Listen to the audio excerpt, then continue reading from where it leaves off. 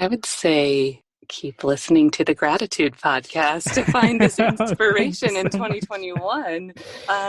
I just think that joy, it's coming from gratitude, from recognizing what you do have and appreciating it.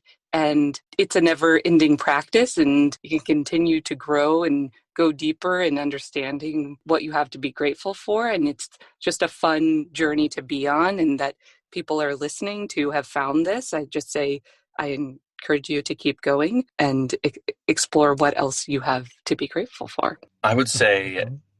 I had so many like acting teachers always impart, be present. You have to be present in the scene. And when I was younger, I was like, what are you talking? I'm here. It took a while to learn what they meant. But I think being present is going to be so important when, the vast majority of us are vaccinated and we go on about our lives as we, in some semblance of how we used to do it. And being present is going to be so important. And by that, I mean, welcome to the Gratitude Podcast on www.georgianbenta.com, where you'll hear a new story each week that will inspire more gratitude in your own life. Our mission is to inspire 100,000 people to discover how to feel gratitude and live a happy life through the amazing life stories of our successful guests and their actionable tips. And now, the host of our podcast, Georgian Benta. Hi, Gratitude Seeker. Welcome to this special episode ending this quite challenging but still beautiful year. And here today with me are some amazing people that I'm really happy to have on the podcast. Kristi and Greg. I've recently been a guest on their podcast, and it was such a great experience, and I was so happy to get to meet them that I wanted to get to know them better and to get to explore the topic of gratitude more with them. They're doing a podcast about news, but they're doing it in a very beautiful way, in a way that makes us feel good, that makes us laugh instead of feeling sad. And I believe that this is an important part of being sane in these challenging times. So welcome, Kristi and Greg from The Latest. Thank you so much. Thank you for having us. Thanks for having us. My pleasure. So from what I understood, Kristi, you were researching or listening to the podcast, and you recommended it to Greg, and I think it's a wonderful combination, and I was very happy to receive your invitation and to be able to chat a bit on your podcast. And I'm really happy that we can have a chat about gratitude as well. Yeah, absolutely. I found you looking up Gratitude Podcast. That's all I typed in, and was delighted to hear your voice and hear you just having meaningful conversations with people. It was great to stumble upon, and that's when I reached out to you. Beautiful. So the topic of our interview today, our discussion, is humor and how we can actually get to gratitude through humor. And I've been wanting to explore this topic for quite a while because I think it's something that isn't like a direct link. Like you don't think of gratitude when you think of humor, but for me and my girlfriend, for instance, it makes so much sense because humor is so helpful in overcoming different difficult emotions and being able to appreciate those beautiful things in life. Let us know a little bit more about each of you, and let us talk a little bit more about this. Absolutely. I've been a comedian for it's weird to say this, almost 20 years now. Wow. And I've traveled all over the US, and humor has just in comedy, it has played just a major role in my life. And my background is in improv comedy, where you just kind of make everything up on the spot. And in improv, you learn a lot about listening to other people and knowing how to carry on conversations without pre-planning everything and really being present in the moment.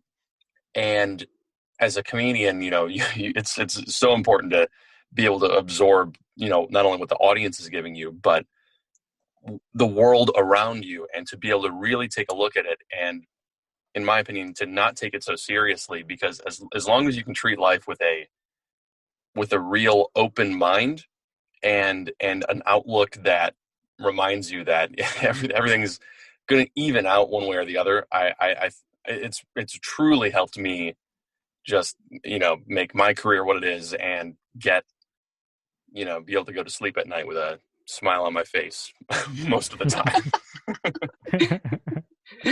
That's beautiful. yeah. I'm lying in bed with a big grin. Oh, that's wonderful. That's wonderful.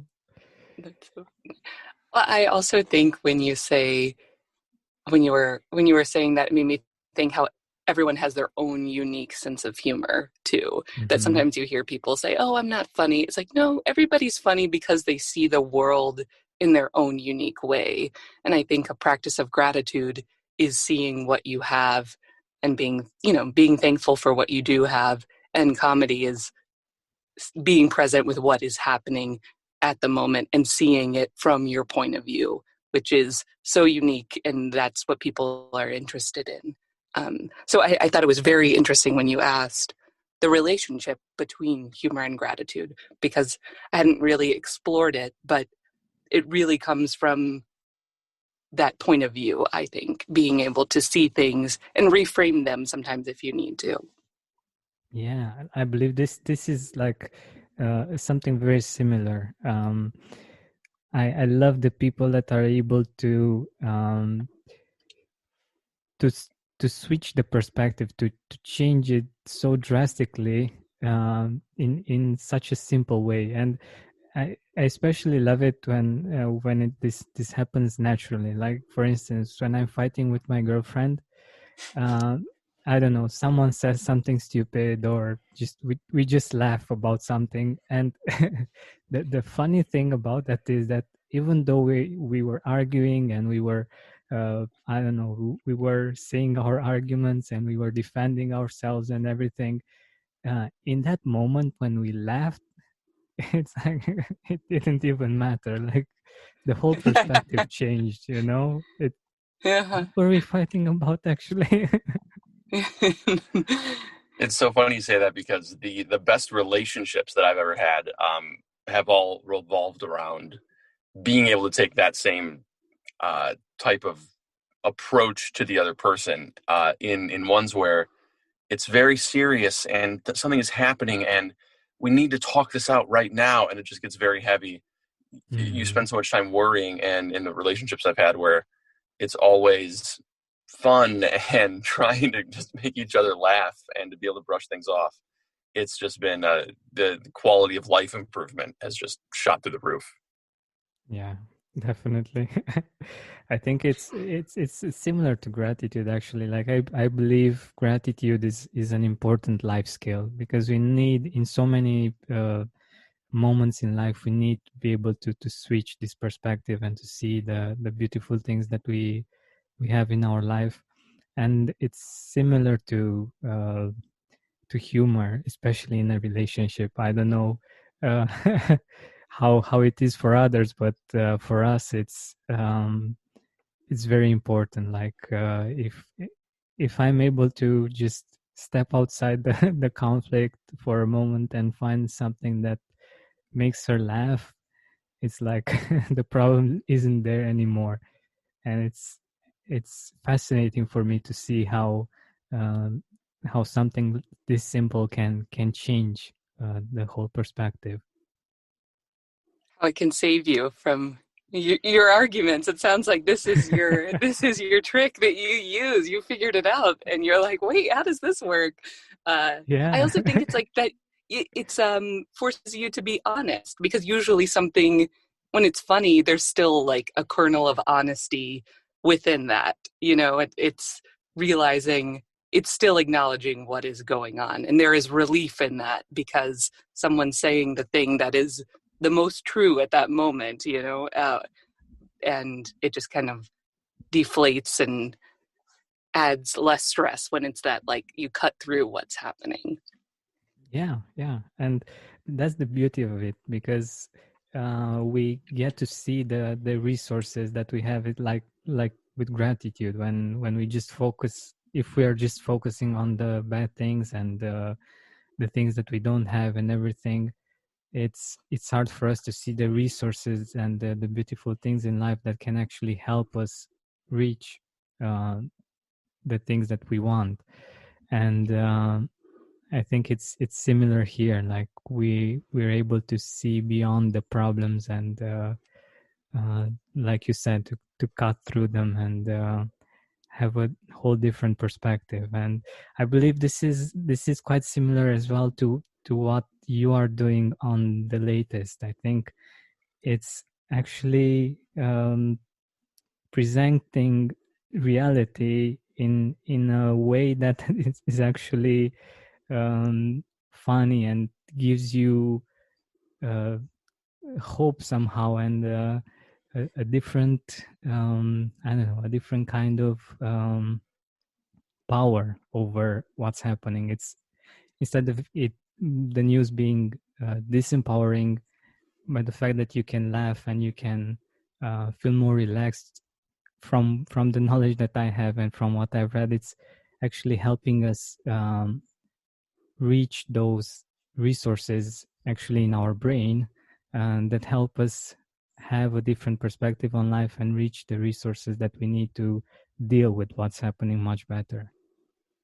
Thank you. I completely agree. Part of the reason I do the program is because sometimes, people feel powerless. They think that they don't have the ability to either enact social change or to, to think that, oh, like in the US, like the political system is so broken, there's nothing I can do about it. Well, if the more informed people are and the more active people are, there's a lot you can do beyond just voting. And with my program, it's simply presenting the news with an editorial slant, but not in a preachy way, and then trying to be not necessarily inclusive of every single point of view on earth, but at least distilled down to some semblance of the truth where we're not screaming at each other.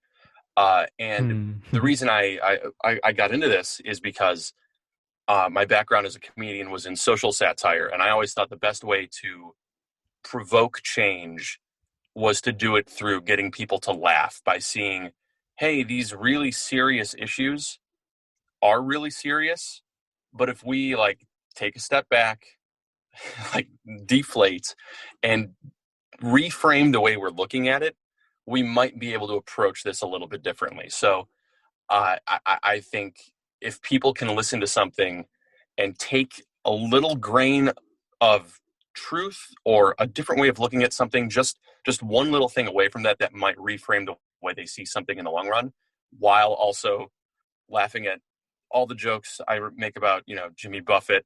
I hope that that's kind of all I'm asking for, because it's never been more important to stay informed, but just because it's information doesn't mean it's you're listening to the dictionary. Yeah, exactly. I think it's such an important part of how we work as humans. We need novelty. We need to stay informed. We need to know what's happening. But it's very important how we get to feel afterwards, like after we get the information. And usually with the news, we just feel worse, like than we used to feel before. And it's a really hard to break vicious circle, because we need to get informed and we get to feel bad, and we keep doing this on and on, and it's not easy for us to break from this circle. And I think this is one of the ways in which we can we can actually do it, and also be open to other perspectives. I think this is another beautiful part of humor, is that it helps us be more open to other perspectives. Like, we may not understand something, a point of view, for instance, but when you use humor, it's like, that might be something worth considering. Absolutely. Well, that's one of the most important things I found in my work as a comedian, because I toured all over the United States, to big towns to small towns, doing shows of all sizes. And I always found the characters I was like playing, and the scenes I was like writing, I at least enjoyed playing the role of the devil's advocate, or taking on a point of view I didn't necessarily agree with, from a satirical standpoint, in order to sort of, again, present everything in a different lights, through somebody else's maybe view of the world. But also, in order to do that, you had to be able to understand where that person was coming from. So much comedy punches down and doesn't treat people with the respect they deserve. And I always tried to find a way to go, no, I think their beliefs, they may be abhorrent, but I would at least like to try to understand where they're coming from, because if you can't, at the very like base level, empathize with somebody else, then you're really not trying to fix anything. You're not really trying to have an honest conversation. You're just trying to score points and to push your own agenda. And I think that's not very constructive. And I'm looking back on all the experiences I've had, like touring the country, doing this kind of stuff. I'm quite grateful that I had that opportunity, because had I not been able to go to a lot of these places, I never would have been able to meet a lot of these people that later informed the way in which I want to essentially, conduct my work and conduct my, personal business. Exactly. You can draw whatever conclusion you want from personal business. Yeah. I get what you're saying, but I think it's really beautiful that you got to appreciate all of the input that you got, and used it to offer more, basically. And I think this is one of the beautiful things that we can do when we are grateful, when we have different kinds of experiences. They actually help us give more, be more generous with the things that we share with other people, since we feel that we've been given so much. Because if we don't feel like we've been given much, it's harder for us to be too generous. But Absolutely. also, yeah, What I sure. wanted to say was, like, in comedy, you when you're like a touring comedian, like I said a moment ago, you can go to big cities, you can go to small cities, and I ended up going to a lot of small towns.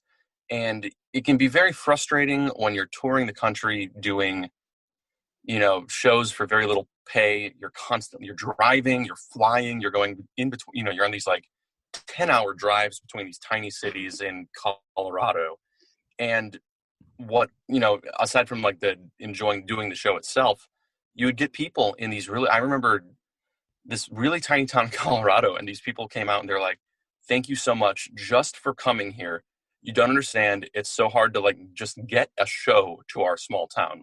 I'm not even like, some Four Tops knockoff or some, Broadway show that's long run its course that kind of goes to like a small theater. Like, we would go into a show and the people would just hang out and want to chat with us afterwards, because they were grateful to have some new people presenting some new stuff in their town. And that gave me the perspective of, it's been a hard day. I've I didn't like having to drive to that mountain, but here I am. Like, this made the entire thing worth it, because I got to share what I love to do with people who are really happy to be able to see it, whether or not the show was good or bad. Versus, when you're living in a big city, like I'm in New York right now, you could do a show for plenty of people who, couldn't care less. Yeah. So it's nice to, it's having those other experiences really locked in that perspective for me. Yeah, that's beautiful. And it's it's such an interesting thing that you're saying this, that the fact that they had like less of this kind of shows actually helped them appreciate them more and see the fact that they they are blessed by getting such a wonderful artist in their town. And yeah, I think it's something that we can all think about, like the things that we might be taking for granted just because we have lots of them in our life. And I believe especially this year has been quite an opportunity for that. And I'm curious if both of you individually, of course, want to share some of the things that you're grateful for in 2020. Like, it can be quite difficult for some to find some reasons for gratitude in 2020, but maybe your ideas will be helpful for them.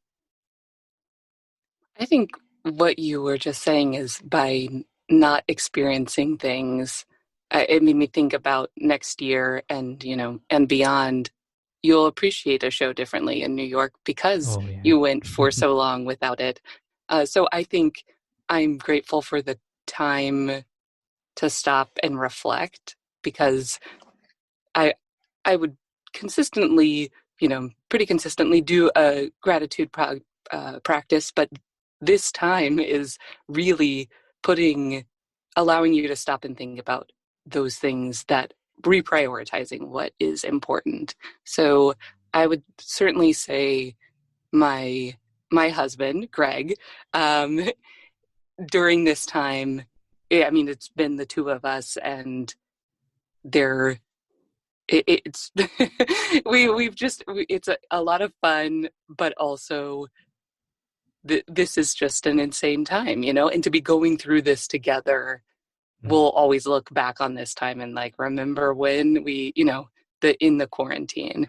There have been some times where I felt really, really guilty because I was meeting with some people in a Zoom class, and they're all asking, how are you coping? How are you doing with this really difficult time? And to be quite honest, I was like, yeah, I'm having a great time. And I wasn't trying to be flippant. It's because I truly feel first of all, I've always liked working from home. So being forced to do that indefinitely, it's fine for me.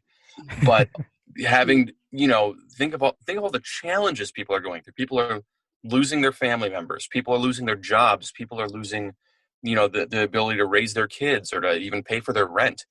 We are lucky enough to be living together, to enjoy each other's company, to be able to, get through the work day without completely driving each other crazy. We laugh all day, and we try to, not from, some false, we just honestly like each other's company and like making each other laugh, and to have unedited time to do that.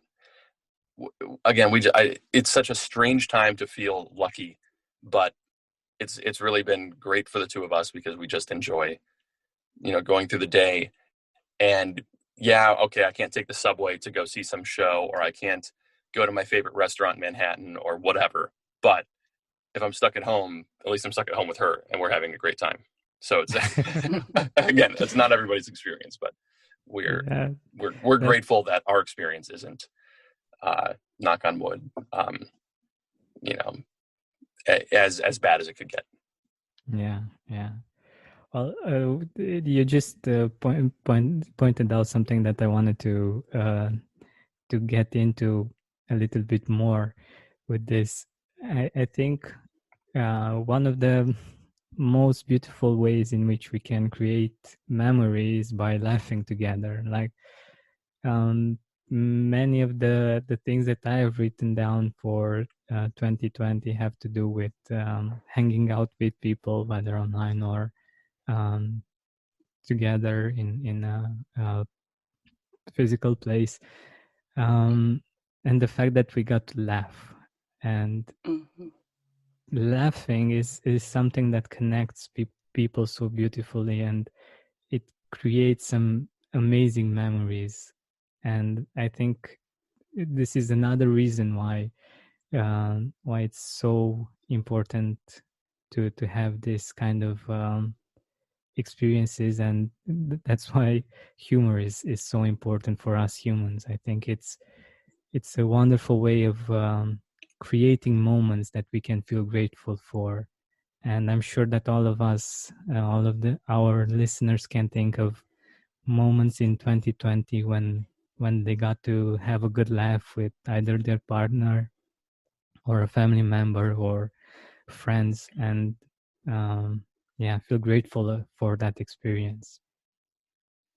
I also think about grateful for time. It has even like the time to sit and talk with you. Not everybody has this opportunity. It distill. You can continue to distill down what you're grateful for. It's like, I'm grateful for my husband to get through the workday. Oh, I'm thankful for my job. Oh, I'm thankful for the time to invest in my job. It just continues. You can just boil it down to the simplest things. And when you were just talking, it reminded me of Maya Angelou quote that that people will forget what you've said, they'll forget what you did, but they will never forget how you made them feel. And when it's humor and joy, that feeling, people don't forget that. They might forget the joke you said in the show. They might forget what you did. They better not. But that feeling is something that sticks with people.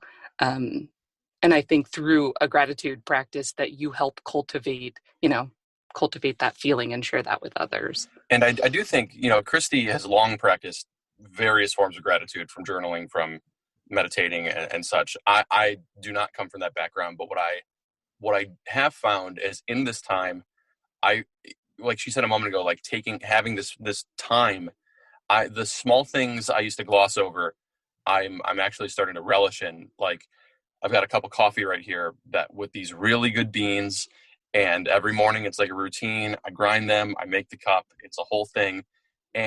But it sounds silly, but this like 10 minutes I get to enjoy this really good cup of coffee compared to, I'm late to the subway, so I go into Food You Desire and grab the worst $3 cup imaginable, and just like it's this. I'm doing the same thing. It's like I'm up, I'm getting coffee, I'm going to work, but it's a completely different process. It's like, hey, this is a break I've given myself, instead of going into some office and trying to drink their watered down Lavazza machine. It's very different, but it's.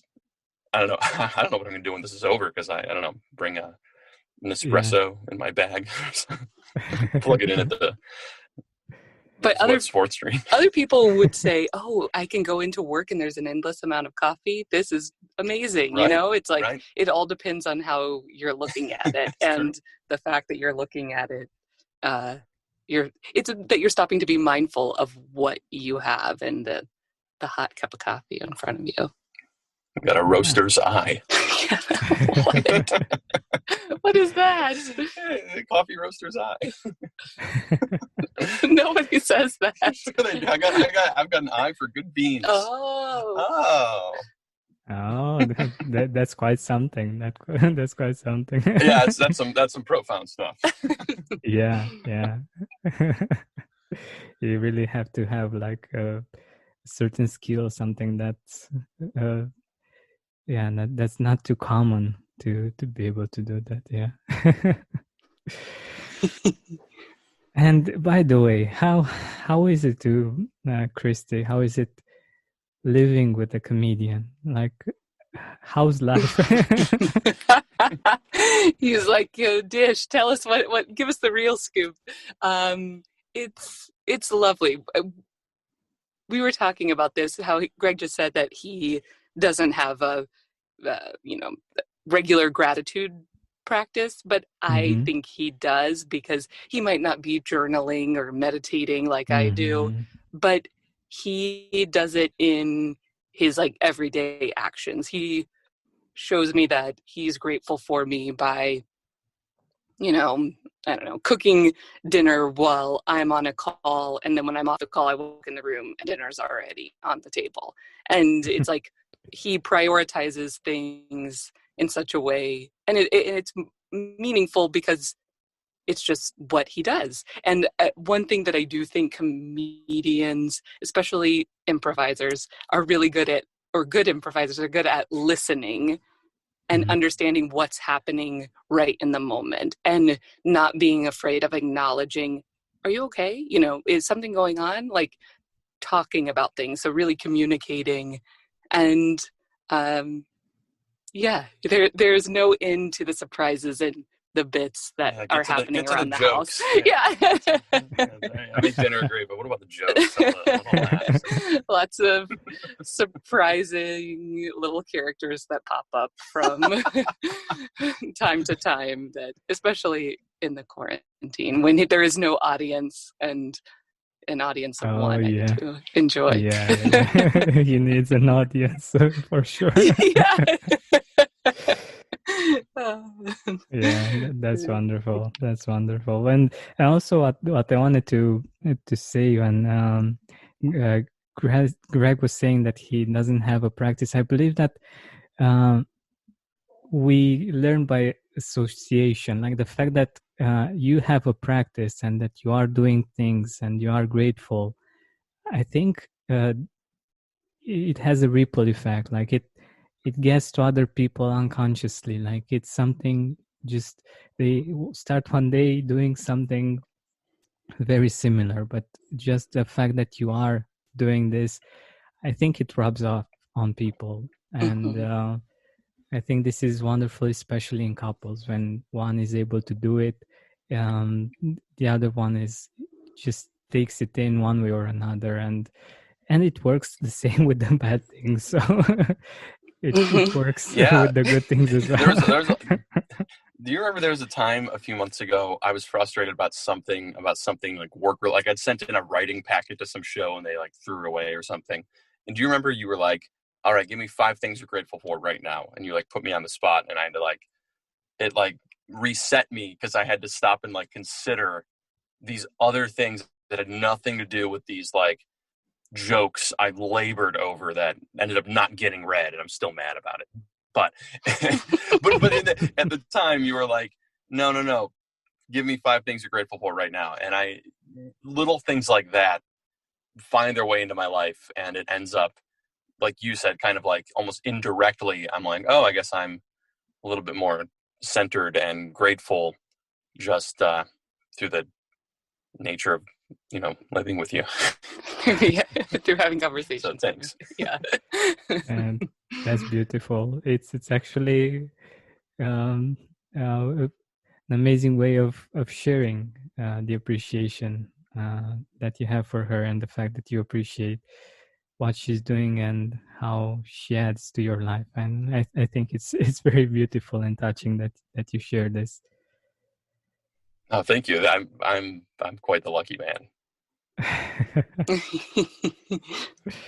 Oh, I love this. I think it's the perfect way of ending the year on the Gratitude Podcast. And we're actually nearing the end of our interview, and I wanted to ask you if you have a message for our listeners for 2021. Like, what would you like to say to people? And I don't know, something that you find meaningful or funny, however you feel. I would say keep listening to the Gratitude Podcast to find this inspiration in 2021. I just think that like joy, it's coming from gratitude, from recognizing what you do have and appreciating it. And it's a never-ending practice, and you can continue to grow and go deeper in understanding what you have to be grateful for. And it's just a fun journey to be on, and that people are listening to have found this. I just say I encourage you to keep going and explore what else you have to be grateful for. I would say I had so many like acting teachers always impart, be present. You have to be present in the scene. And when I was younger, I was like, what are you talking? I'm here. It took a while to learn what they meant. But I think being present is going to be so important when, you know, the vast majority of us are vaccinated and we go on about our lives as we, you know, in some semblance of how we used to do it. And being present is going to be so important. And by that, I mean turning off your phone at a theater or at dinner. And, you know, we haven't been able to go see a concert in months. Once we get back into, you know, Madison Square Garden, I don't think it's not going to be great to everybody pulls out their phone again to go look at John Mayer. Like, I miss being in a venue and I want to really experience it. And take your pictures, go ahead. But, you know, be able to actually enjoy that experience. The same with like social media. The quality of my life has skyrocketed since I stopped actively engaging in using any form of social media. Like I follow the news on Twitter and I have an Instagram account with a couple of like family members I follow. But for the most part, removing all those like comparisons that made me feel bad and, you know, that whole fear of missing out is so true. When we can finally go outside again and go on vacation, you know, I want to share it with Kristi. I want to share it with, you know, whomever is most important to me, but to the world at large, it's like, I don't want to brag. I don't want to see other people bragging. I just kind of want to like enjoy the moment for what it is. And I think turning off, for a whole host of reasons, deleting your Facebook account is very important, but just kind of staying off of this like performative track we've been on for, you know, the past decade, it'll be nice. And I think it's important that we at least try to reset that as we, you know, start going forward. Should we be healthy? I love it. Should we be healthy? Should we be healthy? Yeah. Yeah, What about you? yeah. What do you hope people, you know, in 2021, what's different? Well, I think it actually helps us. I really hope that it will bring us a lot of gratitude. Just the fact that we will be able to do many of the normal things, not the new normal, but the normal before. And Mm-hmm. we have this opportunity of actually appreciating those simple things that we will be able to do now. And there are so many things that we missed, and I hope that we will, once we get back, to be able to do them, to appreciate them on a whole new level, and hopefully manage to keep that appreciation, because that's a challenge. Like in the beginning it's Mm-hmm. easier, but to just keep that appreciation can be a challenge. But I hope that we'll all be able to not just go to a new normal, but to go to a new grateful somehow. Mm-hmm. It's like finding the extraordinary in the ordinary is the... Yeah, I look forward to my train being like 25 minutes late and going, well, at least it's back.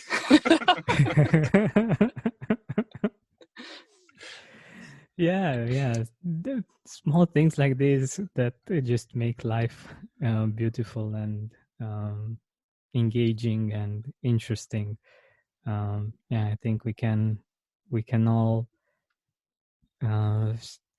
see them in a new way once we go to 2021 and to the new old world that we will be hopefully be able to experience. Yeah, so it's been amazing having you on. I'm really happy that we did this, and I'm very grateful that you shared so many beautiful things with us today. And I wish you an amazing 2021, and I hope we'll keep in touch. And for our listeners, I as well, I wish you happy holidays, an amazing new year, and don't forget to keep seeking and spreading gratitude. So, Greg, Thank you so much. Kristi, thanks a lot. Thank you for having us. Thanks for having this space and asking the questions. I really appreciate being here. It was a lot of fun. Thank you so much. This is great. My pleasure. Thank you.